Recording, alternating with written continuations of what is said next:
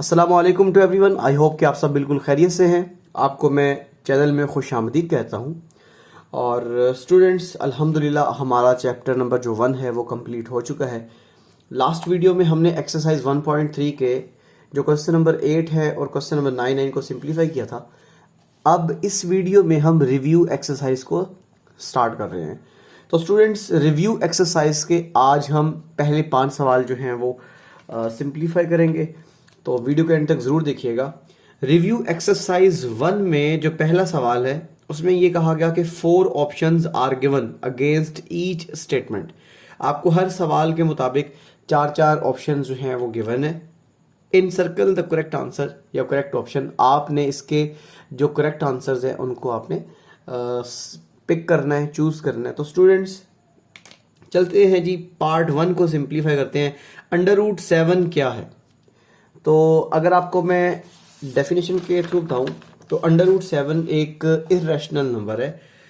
Irrational number इस तरह से है क्योंकि ये नॉन टर्मिनेटिंग है और नॉन रिकरिंग है।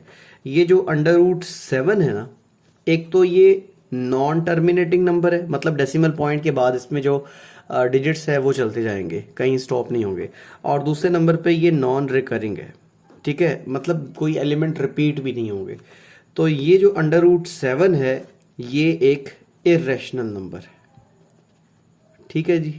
तो इस पार्ट 1 में जो आपको थर्ड ऑप्शन नजर आ रही है, √7 इज एन इरेशनल नंबर, तो जो आपके सामने सी पार्ट है ये इसका करेक्ट आंसर है। स्टूडेंट्स, पार्ट 2 में देखिएगा पाई एंड ई। ये जो पाई है ये और ई जो है, these are very important irrational numbers because pi और ई जो है ये दोनों नॉन टर्मिनेटिंग और नॉन रिकरिंग नंबर्स हैं, ठीक है।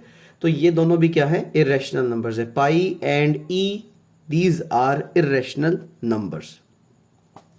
आई होप चीज़ें आपको समझ में आ रही हैं क्योंकि आप लोगों ने पहले डिटेल के साथ जो है वो चीज़ें समझी हुई हैं। अगर आपको कहीं प्रॉब्लम है तो आप एक्सरसाइज 1.1 का पहला सवाल जाके देखिए। आपको ऊपर आई के बटन के ऊपर प्लेलिस्ट मिल जाएगी, वहाँ पे 1.1 का पहला सवाल आप दोबारा से समझ सकते हैं और उसमें ये सारी चीज़ें जो हैं वो डिटेल से एक्सप्लेन की हुई हैं। तो स्टूडेंट्स, आप यहाँ पे नेक्स्ट देखिएगा, if n is not a perfect square. अगर आपके सामने n कोई नंबर है और वो कोई परफेक्ट स्क्वायर नहीं है तो बताएं जी स्क्वायर रूट n जो है वो क्या होगा? स्टूडेंट्स, आप ये देखें, अगर स्क्वायर रूट के अंदर मैं 24 लिख देता हूँ। अब 24 एक परफेक्ट स्क्वायर नहीं है, ठीक है। अगर स्क्वायर रूट के अंदर कोई ऐसा नंबर रखा जाए परफेक्ट स्क्वायर जो ना हो, √5 हो गया, √7 हो गया, √8 हो गया, √63 हो गया, ठीक है। ये सारे के सारे जो नंबर्स लिखे जा रहे हैं स्क्वायर रूट के अंदर ये परफेक्ट स्क्वायर नहीं है। और जितने भी नॉन स्क्वायर्ड नंबर को हम यहाँ पे रेडिकल साइन के अंदर रखेंगे वो सारे के सारे इरेशनल नंबर्स कहलाएंगे, ठीक है जी। दोबारा सुन लें, अगर स्क्वायर रूट के अंदर कोई ऐसा नंबर रखा जाए जो परफेक्ट स्क्वायर नहीं है, ठीक है, तो वो क्या होगा? एक इरेशनल नंबर होगा। तो यहाँ पे n जो है वो एक परफेक्ट स्क्वायर नहीं है, लिहाजा square root n is an irrational number. तो थर्ड पार्ट में जो डी ऑप्शन है वो इसका करेक्ट आंसर है। स्टूडेंट्स, पार्ट नंबर 4 में देखिएगा, √3 प्लस √5। तो मैं आपको पहले बता चुका हूं कि अगर किसी स्क्वायर रूट के अंदर नॉन स्क्वायर्ड नंबर आ जाए, √3 है और दूसरे नंबर पे √5 है, तो ये बन जाता है एक इरेशनल नंबर, ठीक है। और इसको हम इस पूरे रेडिकल साइन को हम पिक करेंगे, ये सर्ड है और ये दूसरी सर्ड है, ठीक है। तो दो सर्ड्स को हम यहाँ पे जब ऐड कर रहे हैं तो जो मेरे पास नया नंबर आ रहा है वो भी क्या होगा? एक इरेशनल नंबर होगा। तो स्टूडेंट्स यहाँ पे देखें, √3 प्लस √5 जो है ये एक इरेशनल नंबर है। आई होप चीज़ें आपको समझ में आ रही हैं। नेक्स्ट पार्ट देखिएगा, नेक्स्ट पार्ट में ये कहा गया कि for all x belongs to real numbers.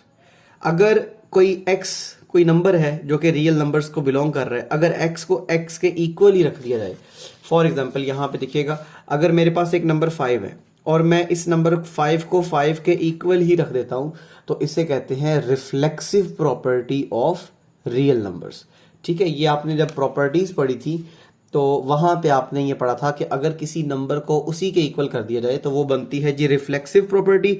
तो पार्ट 5 जो है उसमें आपको ये जो ए ऑप्शन नज़र आ रही है, this is the correct answer, reflexive property. Next देखिएगा, let A B C belongs to real numbers. अगर आपके सामने 3 नंबर्स हैं ए बी सी जो रियल नंबर्स को बिलोंग कर रहे हैं, इसमें ये कहा गया कि ए जो है वो ग्रेटर देन बी है एंड बी जो है वो ग्रेटर देन सी है। तो इसका मतलब ये होगा कि ए बड़ा होगा सी से, ठीक है। तो ये कौन सी प्रॉपर्टी है? ट्रांजिटिव प्रॉपर्टी है। स्टूडेंट्स ये देखें, अगर ए बड़ा हो बी से, ठीक है, एंड दूसरे नंबर पे आपको ये कहा गया कि बी जो है वो बड़ा है सी से। ए बी से बड़ा है लेकिन बी सी से बड़ा है, तो इन दोनों का रिजल्ट ये आएगा ए सी से भी क्या होगा? बड़ा होगा। या फिर एक और चीज़ देखें, ए स्मॉल है बी से, ए लेस देन बी आ जाएगा एंड बी जो है वो लेस देन क्या है? सी। तो इसका मतलब ये हुआ ए जो है वो लेस देन सी होगा। तो ये दोनों प्रॉपर्टीज जो हैं इन्हें कहते हैं ट्रांजिटिव प्रॉपर्टी। तो स्टूडेंट्स पार्ट 6 में हमें जो ये प्रॉपर्टी गिवन है रियल नंबर्स की, ये है जी ट्रांजिटिव प्रॉपर्टी। तो B part is the correct answer. I hope यहां तक चीजें आपको समझ में आ गई हैं। चलते हैं जी इसके नेक्स्ट पेज के ऊपर। अभी हम पेज नंबर 19 पे थे, अब हम पेज नंबर 20 पे मूव करेंगे और नेक्स्ट स्टेटमेंट को हम समझेंगे और उसको सिंप्लीफाई करेंगे। स्टूडेंट्स क्वेश्चन नंबर जो 1 है उसके पार्ट 7 में देखें, 2 raise to power x multiply by 8 की power x is equal to 64। Then हमने x बताना है कि वो किसके इक्वल आएगा। आपके पास 4 ऑप्शंस गिवन है, 3/2, 3/4, 5/6 एंड 2/3। तो ये क्वेश्चन थोड़ा सा सिंप्लीफाई करने वाला है। क्वेश्चन की स्टेटमेंट में ये कहा गया कि 2 raise to power x multiply by 8 raise to power x is equal to 64। 2 raise to power x multiply by 8 की power x is equal to 64। Students अगर मैं इस 8 को देखूं तो ये 2 की पावर 3 बन जाएगी और होल पावर x आ जाएगी। राइट साइड पे 64 एज इट इज आ जाएगा और यहाँ पे 2 की पावर x। अब इस 3 को जब आप x से मल्टीप्लाई करेंगे तो ये 2 की पावर x मल्टीप्लाई बाय 2 की पावर 3x और 64 को मैं 2 की पावर 6 लिख सकता हूँ।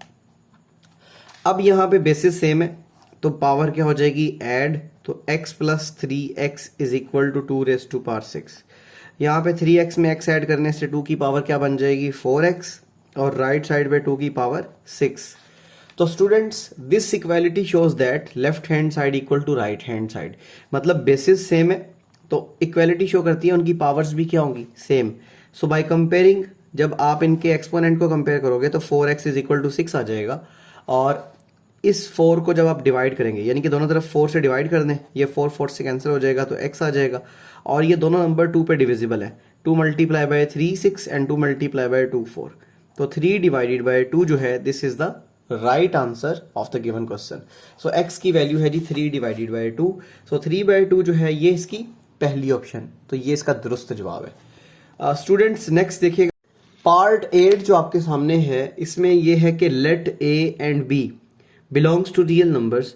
अगर a b के इक्वल है और b a के इक्वल है तो इसका मतलब ये हुआ a और b क्या है? दीज आर डिफरेंट नंबर्स, ठीक है। अगर a और b कोई दो डिफरेंट नंबर्स हैं, हम उनको इक्वल कर देते हैं, a is equal to b और b is equal to a, then this is known as the symmetric property. Symmetric का मतलब है नंबर्स क्या हैं? एक दूसरे के इक्वल हैं। अब यहाँ पे है कि ये आपके सामने जो पार्ट 8 है इसका B option this is the correct answer. अब स्टूडेंट्स नेक्स्ट देखिएगा पार्ट 9 में, इसमें है जी √75 प्लस √27। बताएं जी इसको सिंप्लीफाई करके इन चारों में से कौन सी ऑप्शन इसका बेस्ट आंसर है। तो स्टूडेंट्स रेडिकल साइन के अंदर है जी 75, फिर दरमियान में प्लस का साइन है और उसके बाद है जी 27। अगर हम 27 की बात करें तो ये अंडर रूट के अंदर 3 मल्टीप्लाई बाय 3 मल्टीप्लाई बाय 3 आ जाएगा और 75 की बात करें तो ये 3 मल्टीप्लाई बाय 5 मल्टीप्लाई बाय 5 आ जाएगा। अब स्टूडेंट्स यहाँ पे इसको हम लिखेंगे √3 और ये 5 की पावर 2 जो है वो स्क्वायर रूट के ऊपर सेपरेटली हो जाएगी। दरमियान में एडिशन का साइन आ जाएगा, यहाँ पे स्क्वायर रूट 3 सेपरेट हो गया और ये 3 की पावर 2 का स्क्वायर रूट सेपरेट हो गया। मतलब यहाँ पे इनको इकट्ठा कर लिया और यहाँ पे 5 को इकट्ठा कर लिया। अब ये स्क्वायर रूट से कैंसिल हो जाएगा तो ये बन जाएगा 5 मल्टीप्लाई बाय √3 फिर प्लस का साइन और फिर यहाँ से ये स्क्वायर रूट कैंसिल किया तो 3 मल्टीप्लाई बाय √3 आ जाएगा। अब इन दोनों में से आपने क्या काम करना है? √3 को कॉमन निकाल लेना है। जब अंडर रूट 3 यहाँ से भी कॉमन निकालेंगे और यहाँ से भी, तो बाकी जो रिमेनिंग एलिमेंट्स आएंगे वो 5 + 3 है। तो 5 + 3 = 8 आ गया और ये अंडर रूट 3। तो स्टूडेंट्स 8 अंडर रूट 3 जो है ये इसका बेस्ट आंसर है। अब आप यहाँ पे देखें इसमें 8 अंडर रूट 3 कहाँ पे, ये लास्ट वाला जो है ना डी ऑप्शन 8 अंडर रूट 3, ये इसका करेक्ट आंसर है जी।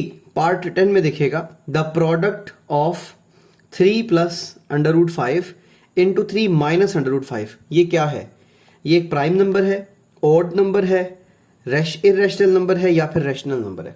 तो स्टूडेंट्स इसमें हमें जो क्वेश्चन गिवन है 3 + अंडर रूट 5 और 3 - अंडर रूट 5, तो यहाँ पे हम लिखेंगे 3 + अंडर रूट 5 और उसके बाद 3 - अंडर रूट 5। अब यहाँ पे a + b और a - b वाली प्रॉपर्टी लगेगी। यहाँ पे a + b × a - b जो है वो किसके इक्वल होता है? a² - b² के। तो यहाँ पे 3 की पावर 2 आ जाएगी, दरमियान में नेगेटिव साइन, और फिर अंडर रूट 5 की पावर 2 आ जाएगी। 3 की पावर 2 का मतलब है 9, दरमियान में नेगेटिव साइन, और ये जो स्केयर को स्केयर रूट कैंसिल करने के बाद जो नंबर मिलेगा वो 5 आ जाएगा। तो स्टूडेंट्स 9 - 5 ये आता है 4। अब 4 जो है ये प्राइम नंबर नहीं है, ठीक है। ये 4 ऑड नंबर भी नहीं है, ये इर्रेशनल भी नहीं है, लेकिन ये रैशनल नंबर ज़रूर है, ठीक है जी। तो इसका सिंप्लीफिकेशन के बाद जो आंसर आया 4 आ गया, तो 4 एक रैशनल नंबर है। तो पार्ट 10 में जो आपका करेक्ट आंसर है वो है रैशनल नंबर। तो स्टूडेंट्स आई होप आपको ये जो क्वेश्चन नंबर 1 है ऑब्जेक्टिव का, ये समझ आ गया। इसको अच्छे तरीके से आप समझ लें, पेपर के पॉइंट ऑफ व्यू से बहुत इंपॉर्टेंट है। और जो ज़्यादातर MCQs आते हैं पेपर के वो रिव्यू एक्सरसाइज से ही आते हैं। आई होप ये वीडियो आपके लिए काफ़ी इंटरेस्टिंग है, और इंशाल्लाह नेक्स्ट वीडियो में हम इसके क्वेश्चन नंबर 2, 3, 4, 5 को सिंप्लीफाई करने वाले हैं, और उसके बाद फिर रिमेनिंग क्वेश्चन को सिंप्लीफाई करेंगे। Thank you for watching this video. इस वीडियो को अपने तमाम दोस्तों तक शेयर करें, और इस वीडियो को लाइक भी करें। जो चैनल पर नए हैं चैनल को ज़रूर सब्सक्राइब कर लें, ताकि न्यू वीडियोज़ की जो नोटिफिकेशन है वो आप तक ईजीली पहुँच सके। मुझे अपनी दुआ में याद रखिएगा। अल्लाह हाफिज़।